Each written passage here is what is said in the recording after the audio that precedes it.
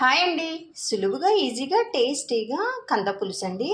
దీనికోసం ఒక పావు కేజీ కంద తీసుకున్నాము. దీన్ని పైన చిక్కంతా తీసేసి చక్కగా ముక్కలు ముక్కలుగా తీసుకోవాలండి. కట్ చేసి పచ్చిమిర్చి 4, కరివేపాకు, ఒక ఉల్లిపాయ, అల్లం వెల్లుల్లి పేస్టు, పసుపు, కొద్దిగా బెల్లం అండి, చింతపండు, కారం, రుచికి సరిపడా ఉప్పు అండి. చింతపండుని తీసుకొని కొంచెం ఈ సైజులో తీసుకోవాలండి. తీసుకొని నానబెట్టేసుకోవాలి.